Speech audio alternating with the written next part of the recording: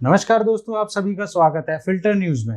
Waste Bengal के election के result के आते ही वहां की जनता ने साफ तरीके से अपना ओपिनियन बता दिया है कि वो दीदी यानी ममता बनर्जी के काम से खुश हैं। तभी तो पीएम और होम मिनिस्टर की रैलीज करने के बाद भी बीजेपी केवल 77 सीटों पे ही सिमट के रह गई। वहीं ऑल इंडिया तृणमूल कांग्रेस ने 213 सीटों पर कब्जा करके बता दिया अभी ममता बनर्जी को सीएम बनने की हैट्रिक लगाने में कोई नहीं रोक सकता। बंगाल के रिजल्ट्स आए हुए 24 घंटे से भी ज्यादा नहीं हुए थे कि वहां से हिंसा की खबरें आने लगी। बीजेपी दावा कर रही है कि उसके 9 सपोर्टर मारे गए हैं, वहीं टीएमसी ने भी दावा किया है उसके 3 सपोर्टर मारे गए हैं। देश में कोरोना के मामले 2 करोड़ पार जा चुके हैं। इस महामारी के बीच एक नई बीमारी हमारे देश में आई है, जिस महामारी का नाम है राजनीति। देश इतनी मुश्किल हालातों से गुजर रहा है और राजनीतिक पार्टियां अभी व्यस्त हैं एक दूसरे पे आरोप लगाने में। पहले सेंट्रल गवर्नमेंट से लेकर रीजनल पार्टीज तक सभी रैलीज और इलेक्शन में व्यस्त थे, और अब जब चुनावों के नतीजे आ चुके हैं, इन पार्टियों ने बजाय साथ मिलकर सोचने के कि कोरोना को कैसे कंट्रोल किया जाए, ये लोग एक दूसरे पे आरोप प्रत्यारोप लगाने में लगे हुए हैं। और इन सब के बीच बेगानी शादी में अब्दुल्ला दीवाना वाली कहावत को पूरा करने का काम कंगना रनौत के ट्वीट ने किया, जहां उन्होंने बंगाल में हो रही हिंसा को लेकर भड़काऊ ट्वीट कर दिया, जिसको लेकर बहुत सारी कंट्रोवर्सी खड़ी हो गई और उनका अकाउंट परमानेंटली डिलीट कर दिया गया। डोनाल्ड ट्रंप के बाद कंगना रनौत एक दूसरी सुपरस्टार हैं जिनका अकाउंट परमानेंटली डिलीट कर दिया गया है। मैडम ने अपने ट्वीट में साफ कहा कि हमें सुपर गुंडा चाहिए बंगाल में, जो भी चल रहा है उसको रोकने के लिए, और मोदी से आग्रह भी किया कि अपने विराट रूप में आइए, जैसे आप सन 2000 में थे गुजरात के, जब वो मुख्यमंत्री थे। फिर जब उनका अकाउंट डिलीट कर दिया गया ट्विटर द्वारा, तो उन्होंने सफाई में क्या बोला देख लीजिए। मतलब अब वो ये कह रही हैं व्हाइट लोग अमेरिकन ब्राउन लोगों को गुलाम ही समझता है। कौन से सस्ते नशे का इस्तेमाल किया जा रहा है पता नहीं।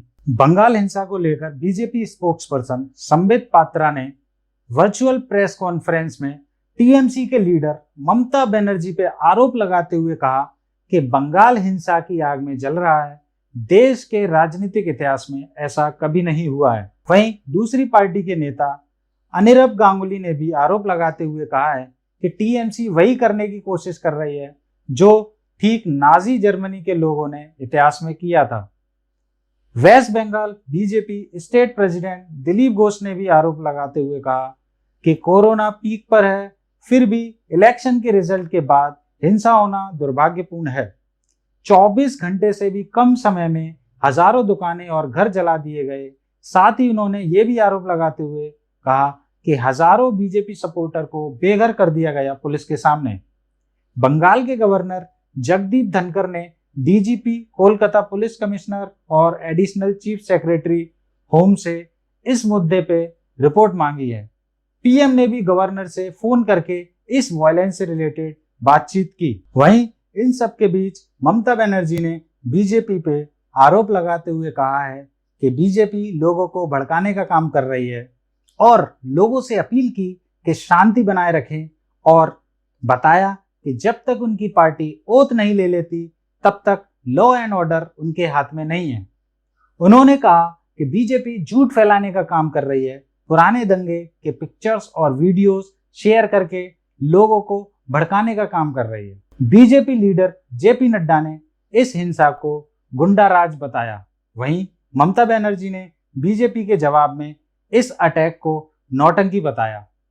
दंगे की भड़कने की वजह और मूल कारण अभी किसी को नहीं पता कि कौन इन दंगों को भड़काने का काम कर रहा है, मगर आरोप प्रत्यारोप का यह दौर इस बात की पुष्टि जरूर कर रहा है कि लोगों की परवाह किसी सरकार को नहीं है।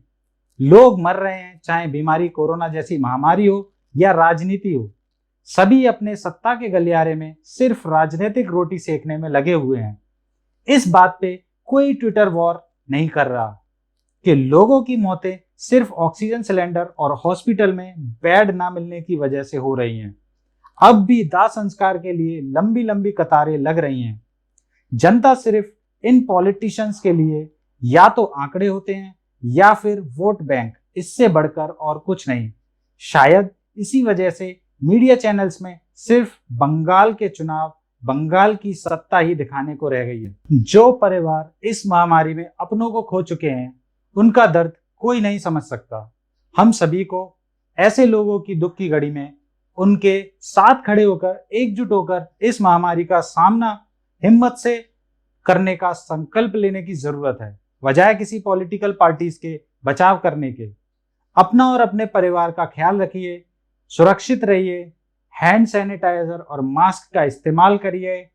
अगर आपको वीडियो पसंद आई तो लाइक करिए, कमेंट करिए और हमारे चैनल को सब्सक्राइब करना ना भूलिए। धन्यवाद।